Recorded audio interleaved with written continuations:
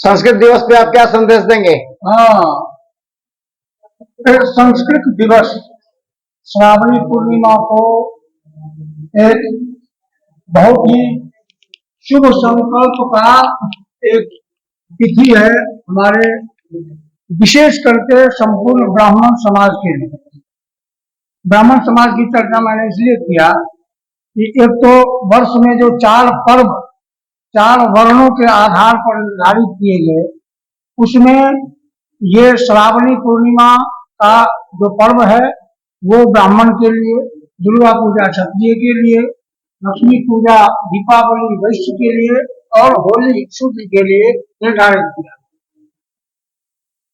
आज के तिथि का संस्कृत दिवस इसलिए कहा गया क्योंकि हमारे पूर्वजों ने शैक्षणिक वैदिक अध्ययन का सत्र आज ही के दिन से आरंभ किया था।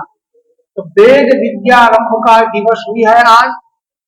और तीसरी बात यह है कि स्वाध्याय पर्व की परंपरा रही है चातुर्मास में, सावन में शिवोपासना और सावन के बाद 3 महीने तक स्वाध्याय का ये पर्व, स्वाध्याय पर्व आज से आरंभ होगा। तीसरा चीज ये है इसमें कि ब्राह्मणों के लिए यह उपाकर्म का भी पर्व है। उपाकर्म का मतलब यह है कि आज यज्ञोपवीत ब्राह्मण बदलेंगे। आज सवेरे सवेरे ब्राह्मण का ये है पुराना यज्ञोपवीत वो बदल ले, नया यज्ञोपवीत धारण करें। और यह भी है कि इस यज्ञोपवीत को धारण करके आज से स्वाध्याय पर्व को आरंभ करें, स्वयं भी नित्य स्वाध्याय करें और जनता जनार्दन को स्वाध्याय के प्रति आकर्षित करें, ताकि सब में नित्य प्रति एक घड़ी आधो घड़ी वाली बात जो है उसको चरितार्थ करते हुए नित्य स्वाध्याय करने से ये चातुर्मास में भावना मान्यता ये है कि ये यदि स्वाध्याय पर्व आरंभ हुआ, स्वाध्याय नित्य करेंगे तो उसके 4 कार्तिक महीने तक आपके मन के जितने भी सांसारिक विषय विकार हैं वो दूर हो जाएंगे और वर्ष के 8 महीने आपके लिए स्वस्थ समुन्नत जीवन और सक्रिय कर्मनिष्ठ जीवन का एक पर्याय होगा। आप किसी प्रकार के परेशानी में नहीं फंसेंगे।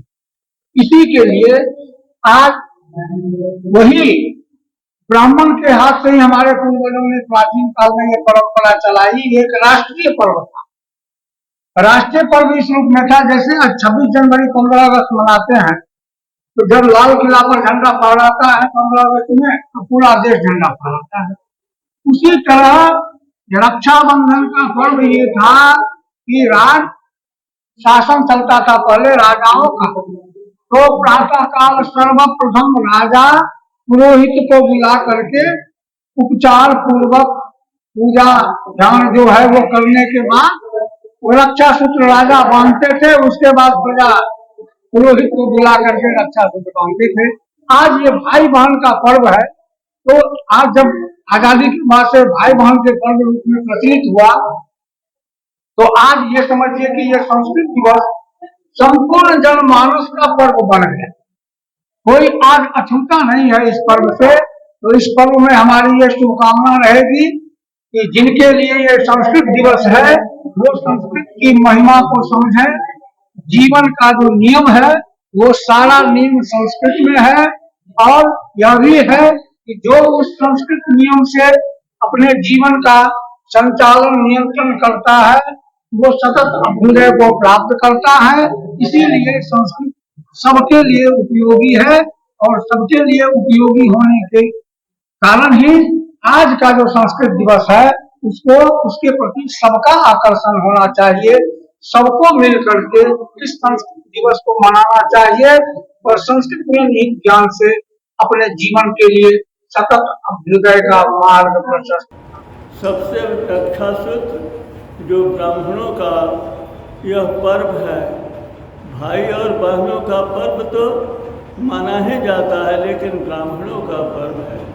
सभी राजा महाराजाओं के हाथ में ब्रह्मसूत्र के सूत्र का बंधन ब्राह्मण करते थे और यथासाध्य जिसको जितनी भी सामग्री होती थी वह दान दिया करते थे, क्योंकि ब्राह्मण समुदाय एक ऐसा समुदाय है कि बुराई उसकी करने वाला है उसको भी भला की बात करता है, इसीलिए इसको पुरोहित कहता है। कुल की मर्यादा, कुल की रक्षा के लिए पुरोहित हमेशा तैयार रहता है। उसके बाद तो कृष्ण की बात ही आती है, इंद्राणी की बात आती है, और आज भाई और बहनों की बात आती है। भाई शक्तिशाली होता है, बहन अबला है। अबला को सबल बनाने के लिए बहन हाथों में सूत्र बांधती है। वह देश के लिए और समाज के लिए, परिवार के लिए, सारे विश्व के कल्याण के लिए वह भाई यथाशक्ति उसके शरीर में जब तक खून का एक कातरा मात्र रहता है वह सदैव रक्षा करने के लिए तैयार रहता है। यह रक्षाबंधन का पर्व हमारे लिए सबसे बड़ा पर्व माना जाता है, क्योंकि यह शांति का पर्व है। इसमें कोई उपद्रव नहीं है बल्कि शांति है। और असतो मां सदगमय तमसो मां ज्योतिर्गमय मृत्युराम मनो यजे न कल्पता प्राणो यजे न कल्पता की भावना से यह पर्व पूर्ण रूप से ओतप्रोत है। अब दूसरी बात है संस्कृत दिवस। संस्कृत भाषा दुनिया की सबसे बड़ी भाषा है और सबसे पुरानी भाषा है। जितने भी हमारे वेद हैं, उपनिषद है, स्मृति है, पुराण है और आपके अस्त्र शस्त्रों की बात है, शल्य चिकित्सा है, सारी बातों की चर्चा इसमें की गई है। इस धरातल की ही नहीं बात बल्कि आसमान की बात संस्कृत में कही गई है। दुनिया में 7000 भाषाएं थी, 7000 भाषाएं दुनिया में पाई जाती हैं। संस्कृत सर्वोपरि भाषा है क्योंकि इसमें सबसे अधिक शब्द हैं। जब अंग्रेजी में 7 लाख शब्द है, अंग्रेजी भाषा में 7 लाख शब्द है, हिंदी भाषा में 35 लाख शब्द है, संस्कृत भाषा में 2 करोड़ शब्द है, उर्दू में 56,000 शब्द है। दुनिया में 7000 भाषाओं में आता है, वह परिवार मणिपुर में है। तो संस्कृत में वो ताकत है कि एक के बदले अनेक शब्द, और अंग्रेजी में ताकत नहीं है, किसी भाषा में ताकत नहीं है। इसलिए साहित्य, पुराण, वेद, उपनिषद, खगोल विद्या, समुद्र विद्या, हस्तरेखा और जीवन पर्यंत कैसे हमारा जीवन व्यतीत होगा, इसको देखने की ताकत किसी भाषा में है तो संस्कृत भाषा में है।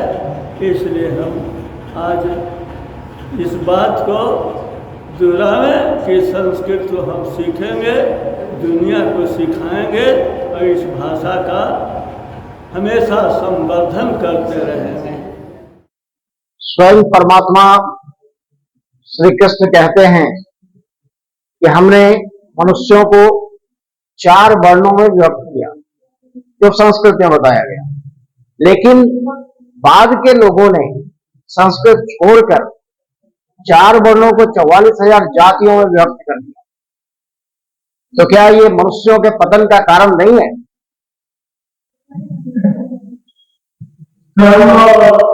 धर्म के अधिकार 4 वर्णों में भगवान कृष्ण ने बांधा है, लेकिन समय का प्रवाह ऐसा होता है कि उस समय के अनुसार अनेक लोगों में ऐसी प्रवृत्ति आती है कि हम अलग हो जाए। आज भी देखते हैं परिवार में 4 भाई है वो अलग होकर अपना अस्तित्व करना है, लेकिन कोई अस्तित्व में आ जाता है, कोई अस्तित्व विहीन बन जाता है। अनेक जातियां, अनेक उपजातियां, अनेक मतांतर के लोग अपने आप टोला बनाना चाहते हैं, ग्रुप बनाना चाहते हैं। जब समाज टूटता है तो उसमें विकृति आती है। वही विकृति समाज बनाने की वजह से जातियों में विभाजन हुआ, फिर जातियां उपजातियों में होकर चाहे मानव जैसे बिखर जाती है, वैसे ही विकास की स्थिति होती है और बिखर जाते हैं और जाते संस्कृत से संस्कार बनता है। संस्कृत का मतलब संस्कार की अशुद्धि उसमें स्वीकार नहीं है। संस्कृत जो संस्कार की भाषा है, तो कठिनाई की ओर सभी जाना चाहते नहीं है, सहायता की ओर जाना चाहते हैं। संस्कृत की गुरुता को देखकर पाली भाषा का संस्कृत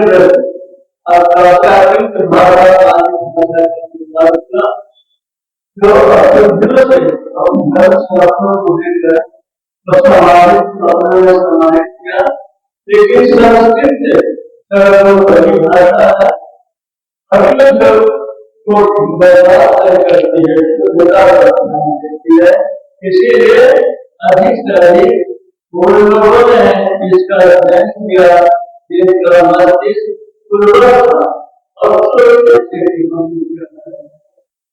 बड़ी बड़ी पुस्तकों का निर्माण तो ब्राह्मणों ने किया, जो सिर्फ स्वस्थ जैसे शरीर सभी है जबकि मस्तिष्क है, तो मस्तिष्क बढ़ाने संस्कृत का विकास किया, जो संस्कृत सारी दुनिया की भाषाओं में सर्वोत्तम।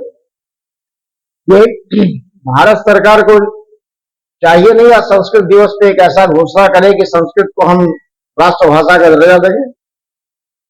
संस्कृत भाषा के विषय में हमारे संविधान में सोचा, लेकिन संस्कृत के समझने वाले लोग, संस्कृत समझने वाले लोगों की तो संस्कृत साहित्य को कभी समझ सकते हैं, लेकिन व्याकरण के सूत्रों को समझने में बहुत कठिनाई है।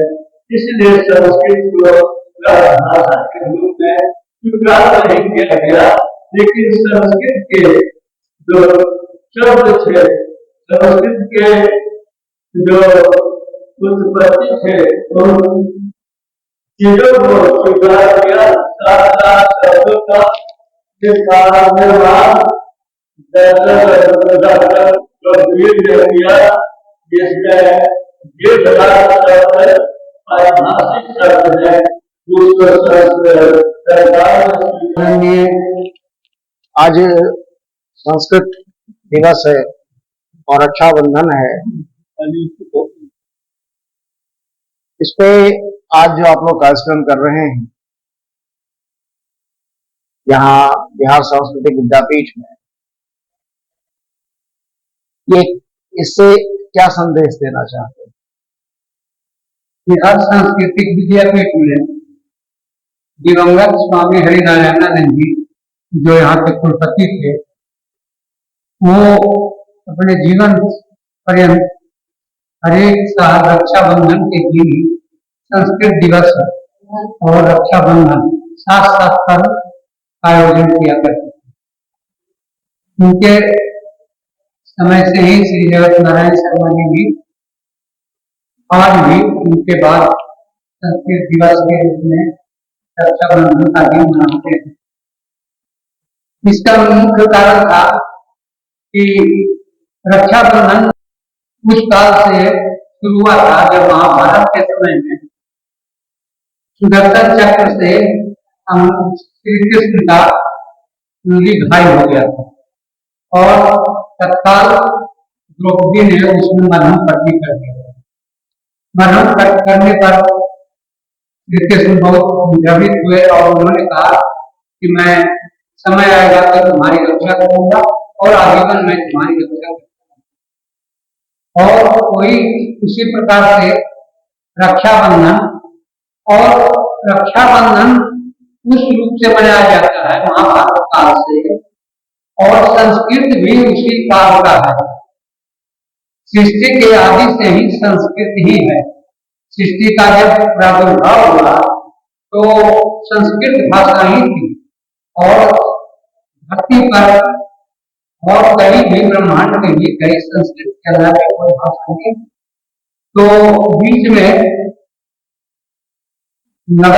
कई वर्षों तक ये लुप्त प्राय कर रहा, लेकिन फिर संस्कृत दिवस रक्षाबंधन के साथ मनाया जाने लगा और विद्यापीठ तो इसके लिए सबसे ख्याति प्राप्त जगह है जहाँ संस्कृत दिवस, यहाँ लोकायुक्त श्री चीफ जस्टिस सतीश चंद्र मिश्रा जी, सारे बड़े बड़े पदाधिकारी, बड़े बड़े नेता, डॉक्टर राजेंद्र प्रसाद, मुरारजी देसाई, इंदिरा गांधी, सब लोग यहाँ या नई दिल्ली में स्वामी जी के आश्रम में पधारते रहे संस्कृत दिवस के अवसर पर। और वो ब्राह्मण संस्कृताएं, ये सब लोगों का भी प्रादुर्भाव यहाँ हुआ है और संस्कृत दिवस मनाया जाते रहा। आज इसकी तो इतनी आवश्यकता है जो कि कभी नहीं रही। आज जब सामाजिक उथल पुथल है, वैमनस्य है, भेदभाव है, जाति भेदभाव है, उस परिस्थिति में तो संस्कृत दिवस और संस्कृत की महत्ता और भी बढ़ जाती है, क्योंकि संस्कृत ही एक भाषा है जिसमें भागवत गीता मूल रूप से है, महाभारत है मूल रूप से, और यहाँ तक कि रामायण भी मूल रूप से वाल्मीकि रामायण संस्कृत में ही। कालांतर में उसमें जो परिवर्तन हुआ लेकिन वो मौलिकता उसमें नहीं आ सकती, कभी नहीं आ सकती। तो संस्कृत नहीं जानेंगे लोग और आज इसका विकास नहीं किया जाएगा तो कहाँ ये पीढ़ी जाएगी और विश्व का क्या होगा, अपने देश का क्या होगा, सृष्टि का क्या होगा, क्योंकि संस्कृत में ही मूल रूप से अच्छी तरह से उसको समझ सकते हैं। कहा गया है कि ये सारा धरती लोग, आकाश लोग, ब्रह्मांड लोग सभी नाशवान है, यहाँ तक कि ब्रह्म लोग भी नाशवान है, लेकिन एक अक्षर सनातन ब्रह्म है, उसका कभी नाश नहीं होता। वो सारी सृष्टि के नाश होने पर भी उसका नहीं होता, क्योंकि वो अक्षर है, सनातन है और यदि सृष्टि के नाश होने पर भी उसका नाश होता है। इसीलिए कहा गया तस्माक्षर अपितु हम अक्षरात् उत्तम ततो वसुलोके वेदे च प्रथितः पुरुषोत्तम, उसको प्रथम पुरुष कहा गया। संस्कृत जब से संस्कृत का लोप हुआ तब से देखा गया है कि संस्कृति भी नष्ट हो गई। बिल्कुल संस्कृति विनष्ट ही है। आज के दिन में तो उसको समझा जाए कि संस्कृति नाम मात्र की रह गई, कुछ लोगों के पास थोड़े बहुत हैं, वरना संस्कृति तो समाप्त आई है। कारण है क्या, वो जो प्राचीन पद्धति थी जनेऊ का और संस्कार का, आश्रमों में रहना, गुरु से शिक्षा प्राप्त करना, जमीन पर बैठना, वातावरण जो पेड़ पौधे सृष्टि में मौजूद थे, जो पर्यावरण का आज नाश हो रहा है, पर्यावरण इतना नीचे चला गया है कि अचानक भूकंप, अचानक अतिवृष्टि, अचानक जितने तीर्थ यात्रा हैं सब में बड़े बड़े आलिशान मकान बन गए हैं और लोग उसको तीर्थ स्थल आज क्या रह गया है, वो मौज मस्ती का स्थल हो गया है और वहां लोग जाके मजे करने के लिए जाते हैं। नतीजा क्या हुआ है, वहीं हजारों हजार की संख्या में भीड़े रह जाते हैं। मात्र साल 2 साल की बात है कि लाखों जानें चली गई। सब आज भी जो हो रहा है, रास्ते में बस जा रहे हैं, जा रहे हैं, ऊपर से पहाड़ स्खलन होता है। और ये कारण क्या है? कि संस्कृति का विनाश होना, कि हम लोग का मूल का खत्म होना, उसका आश्रय नहीं लेना। कहा गया भागवत गीता में क्या है, कैसी कैसी चीजें हैं जिसको कृष्ण ने खुद कहा कि मेरे भागवत गीता को, संस्कृत में जो भागवत गीता है उसको यदि पठन पाठन भी करेगा तो भी वो मुक्त होगा। जो इसको सुनेगा भी श्रद्धापूर्वक, बिना मुझ में जोश दृष्टि रखते हुए, धर्मम ज्ञान हम और भी उसके द्वारा मैं ज्ञान या हूँ। ये कहा ये संस्कृत में कि जिसके द्वारा परमात्मा अक्षर ब्रह्म है वो पूजित होता है, जिसको पढ़ने से, जिसके दूसरे के द्वारा और श्रद्धा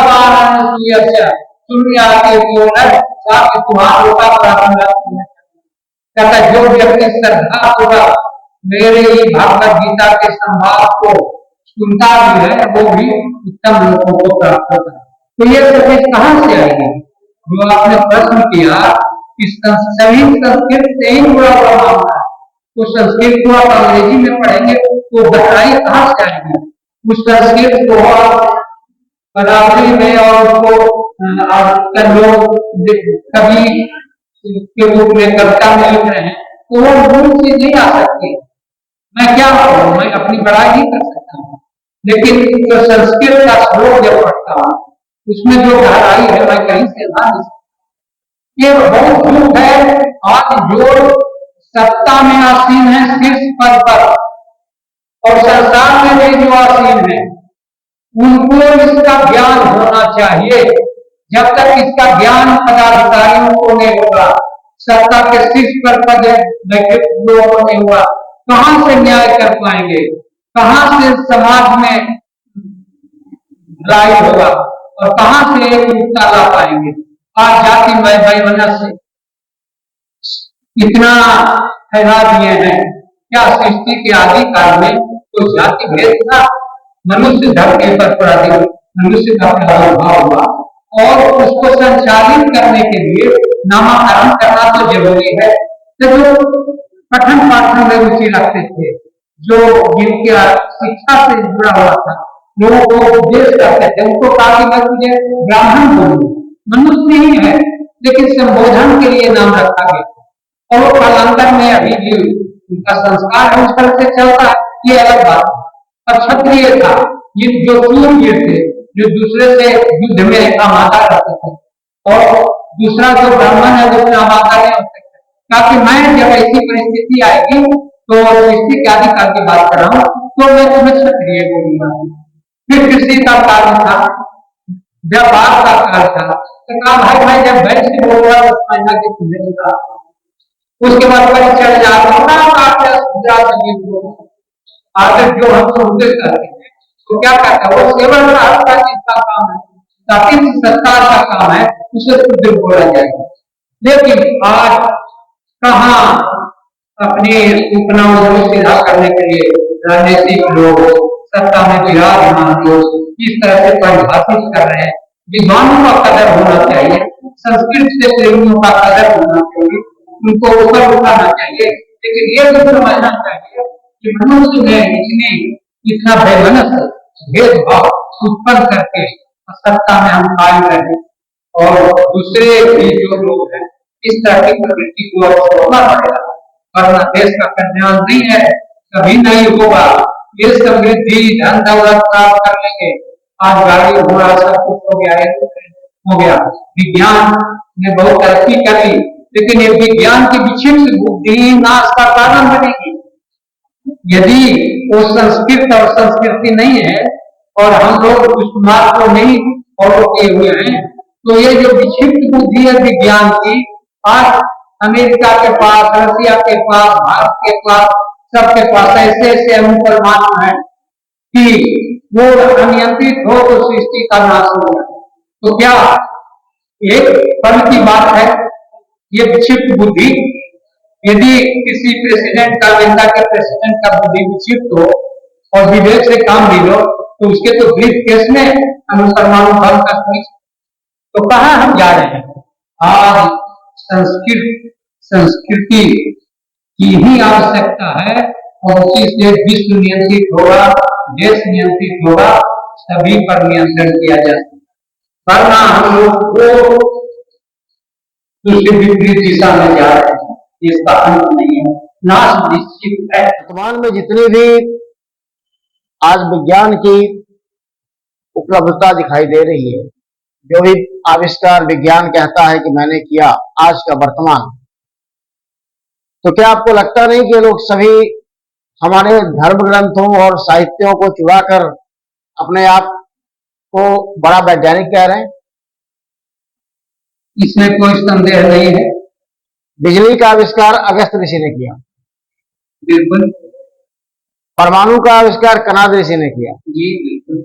लेकिन क्रेडिट ले जा रहे हैं पाश्चात्य के लोग। तो क्या ये हमारे दुर्भाग्य नहीं है संस्कृत नहीं जानने का? मैं तो कहूंगा कि उनको भी संस्कृत इतना ही लगन से जानना चाहिए जितना हिंदुस्तान को जानना चाहिए।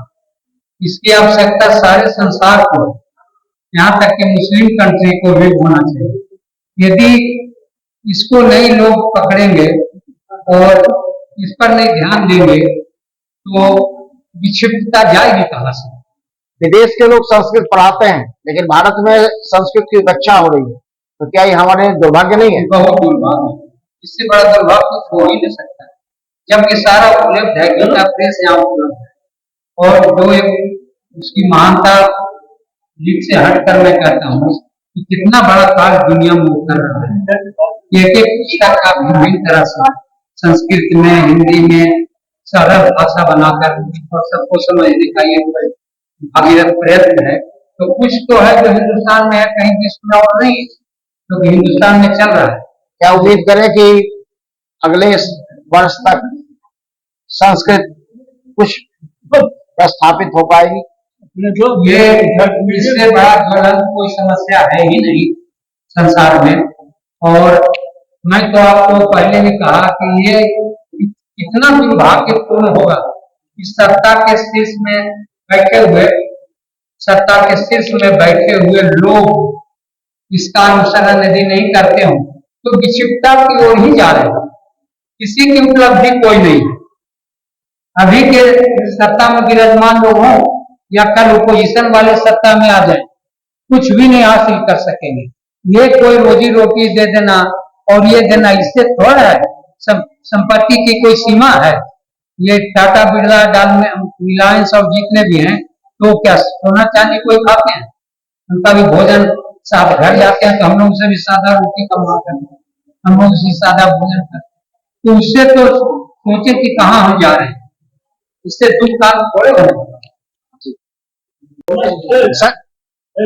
आज संस्कृत दिवस है, संस्कृत दिवस में आप क्या संदेश देना चाहेंगे? संस्कृत देववाणी है और संस्कृत का प्रचार होना चाहिए। मेरे समझ से मेडिकल साइंस, इंजीनियरिंग साइंस, विज्ञान, कोई भी विषय जो है वो संस्कृत में ज्यादा आसान है। कंप्यूटर में तो आजकल संस्कृत जो है किया जा रहा है। चिकित्सा देशी लोग जाकर पढ़कर उसी से सब कुछ बना दिए और नाम डाल दिए, जबकि सब हमारे यहाँ मौजूद है।